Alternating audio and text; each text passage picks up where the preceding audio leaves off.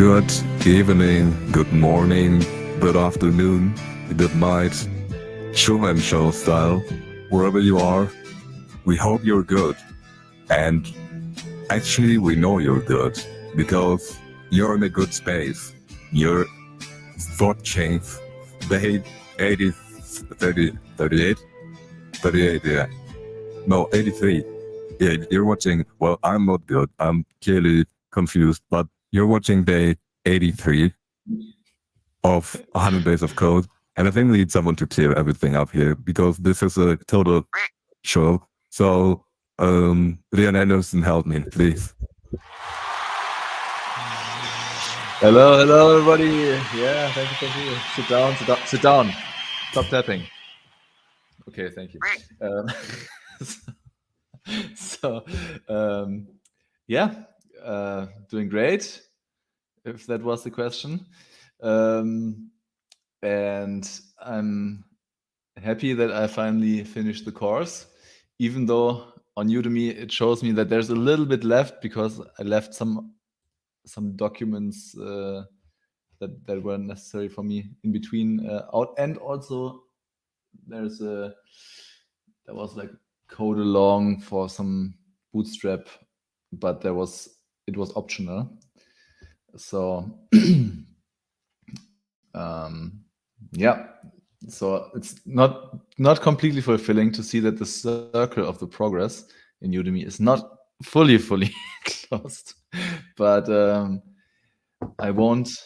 We need to arrest calls for that. Yes, yeah, it's he's triggering my OCD on purpose. I call that deep offense. But anyways, so yeah, I'm really happy that I made it through the course. It spread out over the past few days, just like I'm spreading those beautiful arrays. And I got a little bit nervous, like, am I ever going to finish it? This part in me that's afraid, what if I'm one of those guys who never finishes anything? But I finished it. long story short. And yeah, let's look into the Material UI. Tiny app that I built with code. It's basically a to-do list. You can enter a to-do by clicking inside and typing something like walking, be happy that the course got finished. Yes. Yay. And it also stores. Yep. So let's go in the direction or in the right order. So we basically just have the navbar component and the list component. I put the h1 inside of the list component. It's not a separate one. And yeah, basic, and there is also like CSS baseline stuff. I don't exactly remember what it was. Was something to oh no, you discovered my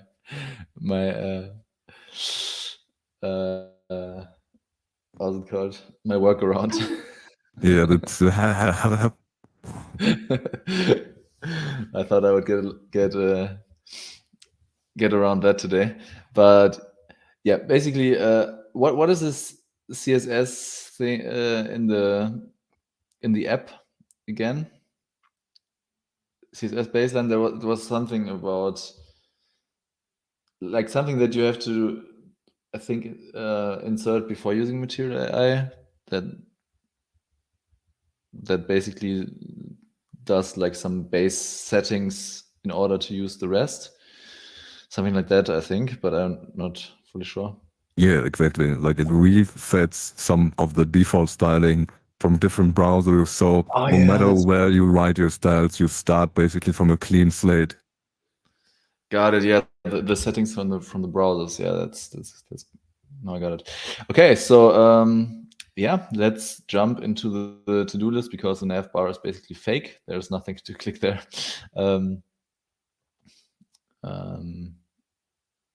So the to-do list is made up of to-do items and a to-do form. Yeah, we have to import a bunch of stuff because of Material UI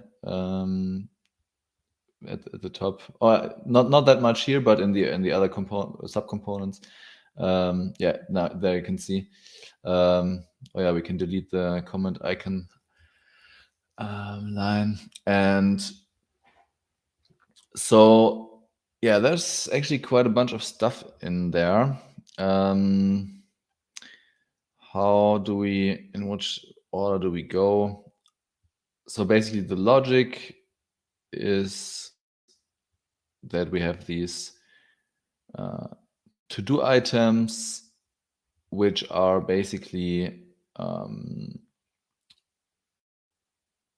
elements in an array. Not elements. Yeah, I mean elements, but objects inside of an array.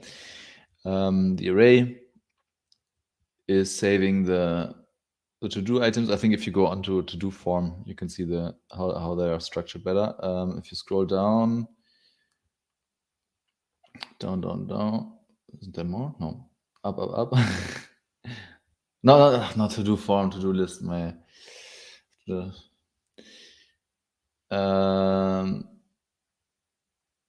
bit up. Yeah, there we can see it in line 45. That's the structure of the to-dos, basically. We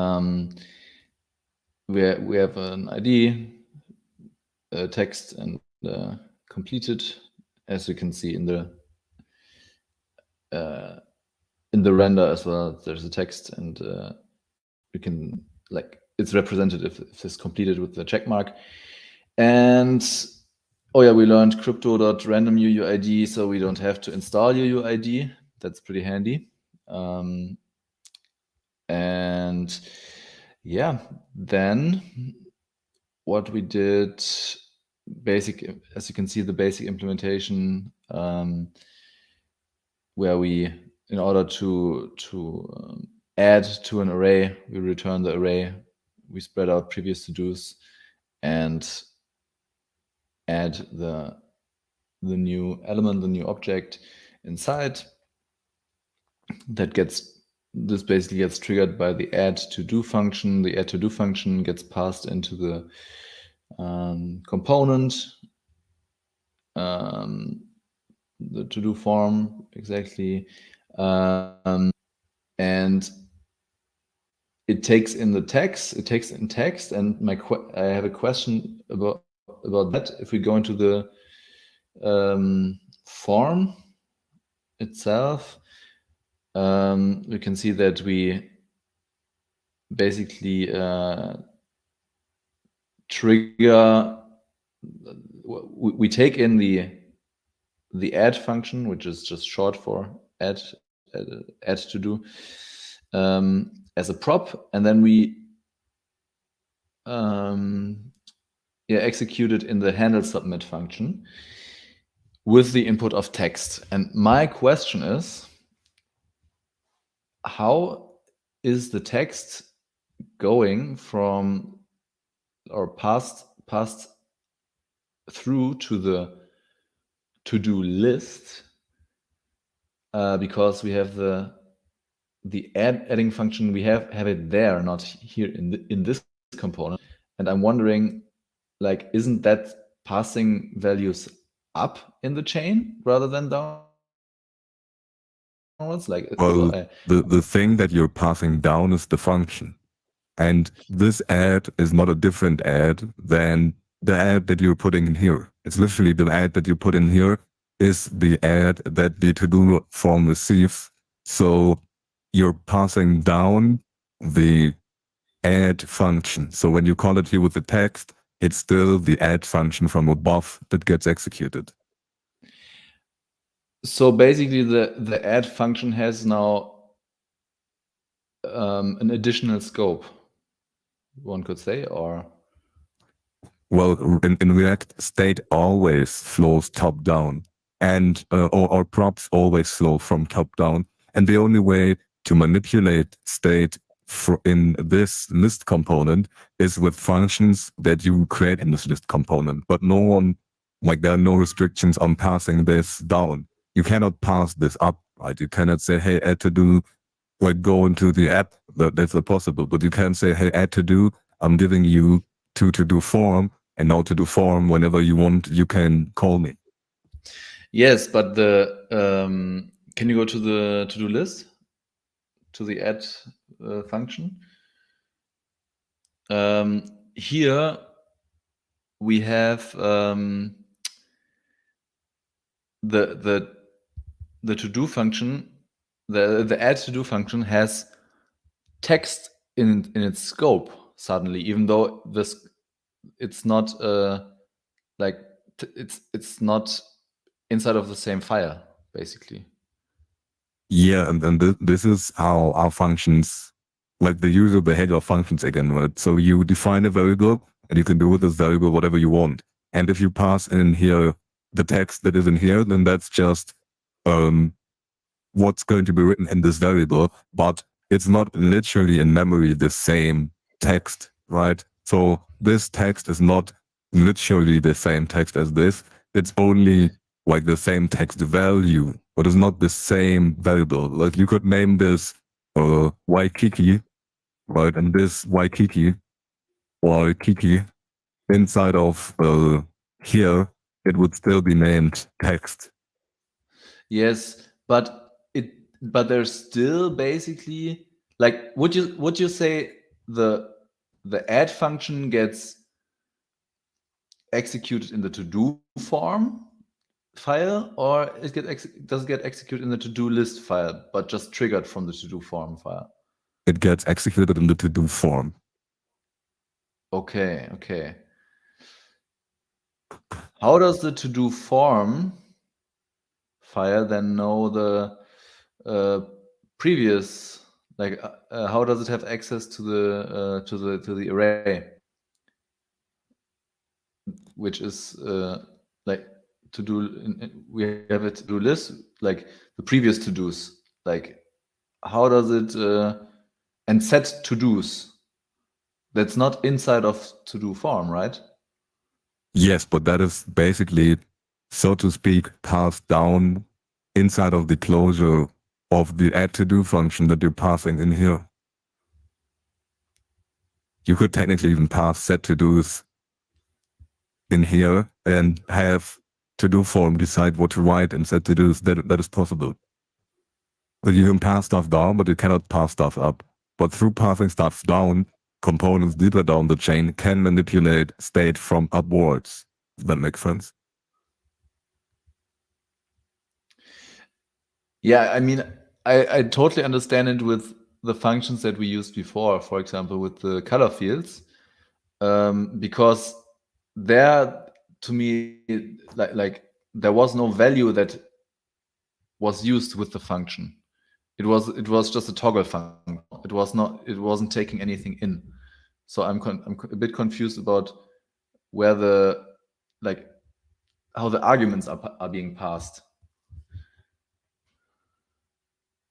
Do you know what I mean? I mean, they are just getting put in here as an argument. Yeah, but now in this, like when it's in there, like to me it seems like the add function is now it has like the scope of the add function is both on the to-do list and in the to-do form. It's like, it seems like both files are overlapping each other in some way, or like, because like, yeah, I mean, we can't use to-do form without to-do list anyway, but like there is I don't know, there's like overlap in the scope, or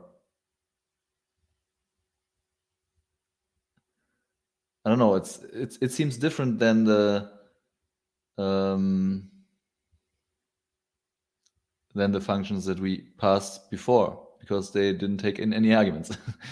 And I'm wondered where the arguments like the previous to-dos. How does to-do form know what the previous to-dos are? Well, in this case, it doesn't because in this case we put an updater function, right? And React behind the scenes then at some point knows what the previous to-dos are.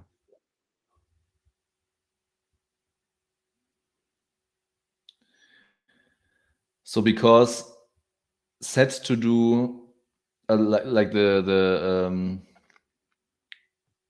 set state function always takes in previous to-dos as an argument. That's why it's basically pulled from the background of React.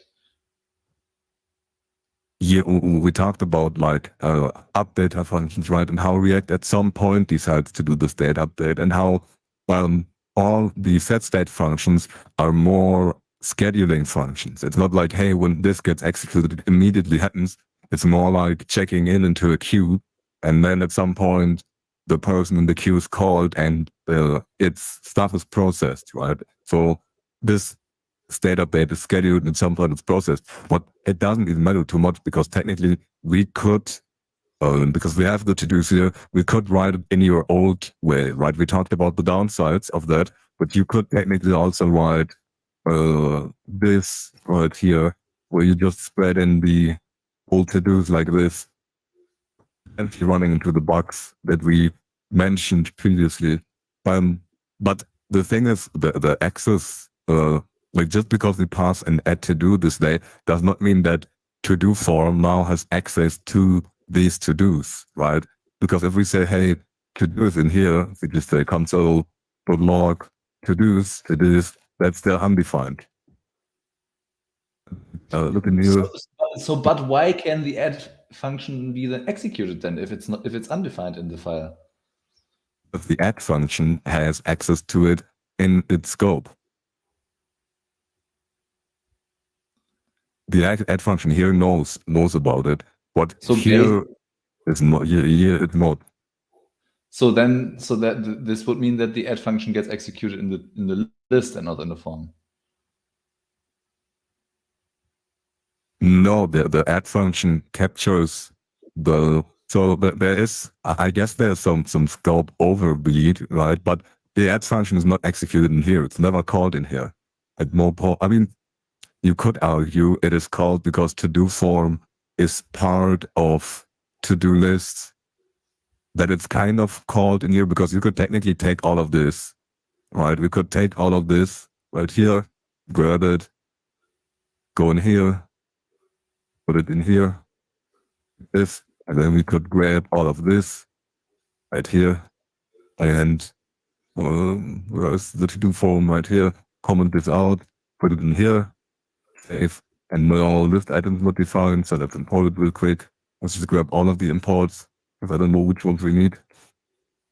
We have some duplicate imports like this. Property message, obviously it doesn't work. You just copy paste. Thing use that is twice in here. And then the thing that is missing is the add function handle submit. Oh, in here, this is more add to do. Load this. Okay, let's see. Does it work? Yes, it works. So you could argue, yeah, it has access to the scope because it's a component, but I don't know, to me, like this is the line where it gets executed, right? So it gets executed inside of the to-do form, but the to-do form, because it's used here as a component, lives inside of the to-do list. And that's okay, why, maybe then executed is not the right form, not the right word. I mean computed, maybe. Processed. That's kind of the same meaning, I guess. Okay, so I thought you meant basically triggering with executing. Like activating. Yeah. that isn't that all the same? Like in my mind, that's all the same. Like it gets called here, it gets executed here, it gets calculated here. This is one when we put the round brackets in here. Can't you activate basically something to be computed somewhere else?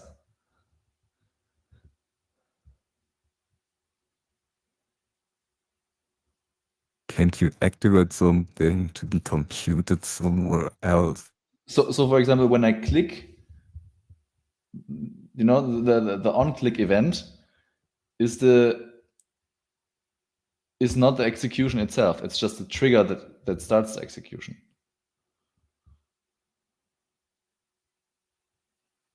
Yeah, okay. So it's like a chain of multiple hops. That's how it looks here. Like the click is one hop, then the handle submit is one hop, then the add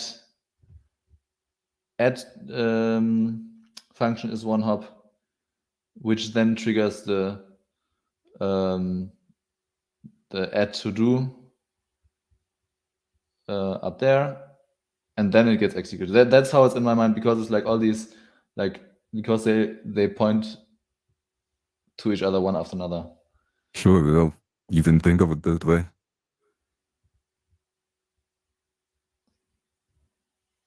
I'm just trying to understand where I can have what kind of scope, because like technically there is an argument passed upwards from the child to the parent. One, or I don't know technically, but practically, because the add to do function in the parent item can now work with the value, with the argument that is inside of the child element. Yeah, sure. Yeah. I was just confused that it's like an upwards motion, even though we can only pass stuff downwards. Or you can only pass props downwards.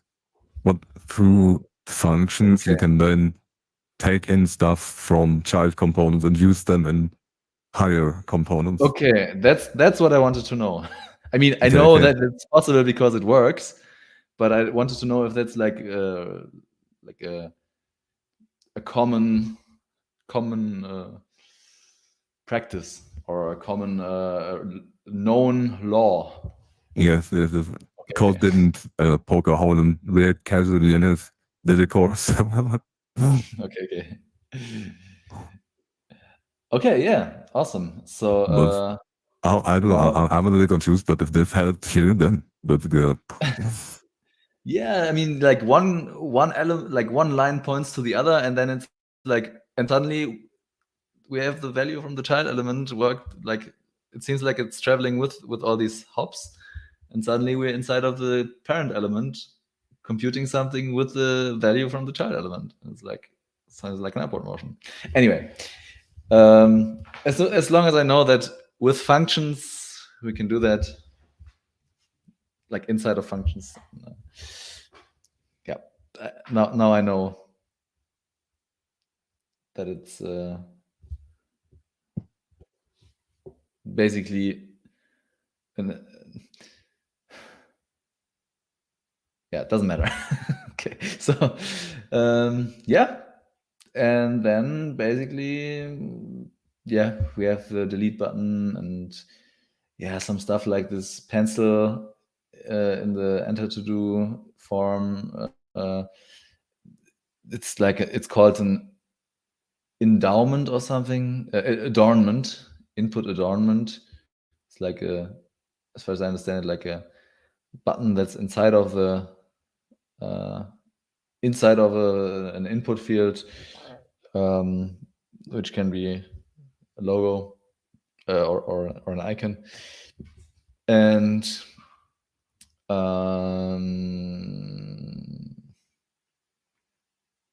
yeah, I didn't bother too much about the CSS style. I mean, we didn't do any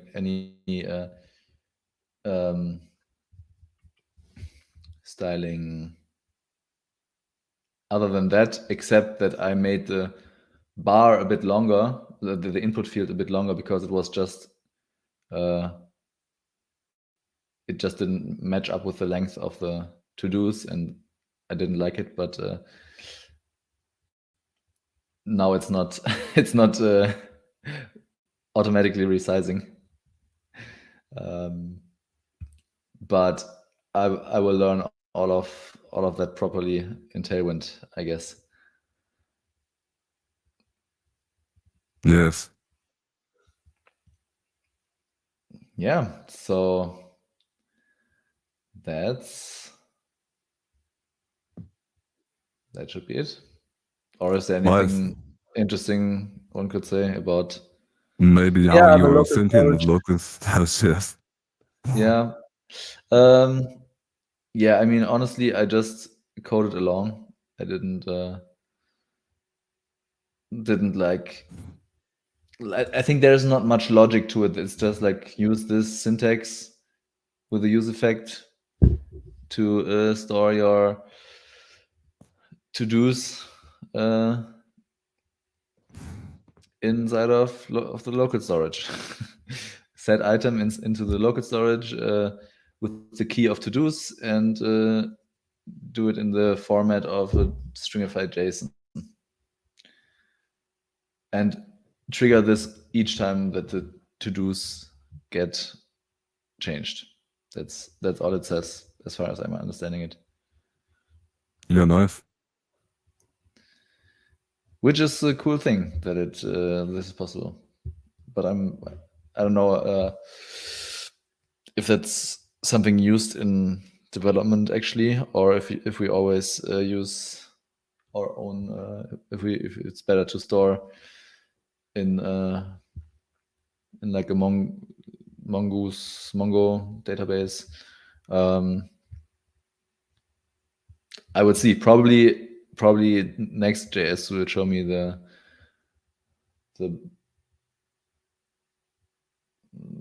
a better way that I will use more often than any of those options that I just mentioned. Yeah, local storage is rarely used sometimes, but very rarely. You're obviously going to use real databases then. Nice. Yeah. I'm really happy that this work week is over and I have the weekend now for I'll start with Tailwind, then I'll do GitHub/Git, and then I'll go into Next.js. That's a great order. So yeah, looking forward to all the Tailwind stuff.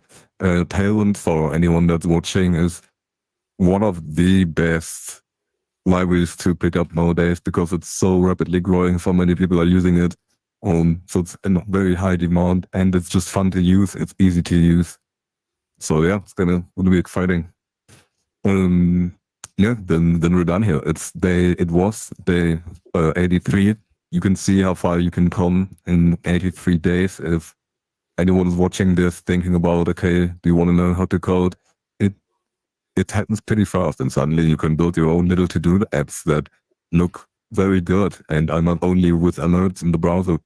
And even a Yelp review page for campgrounds. That's also possible. Exactly.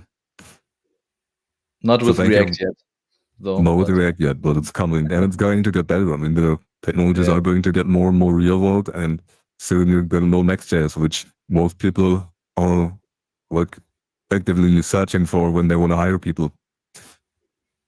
Let's go. Let's go, exactly. This has been day 83 of 100 Days of Code with Leon Andersen and my mentor, Adolf Newell from 10x Dev. See everyone. Until tomorrow. Bye-bye.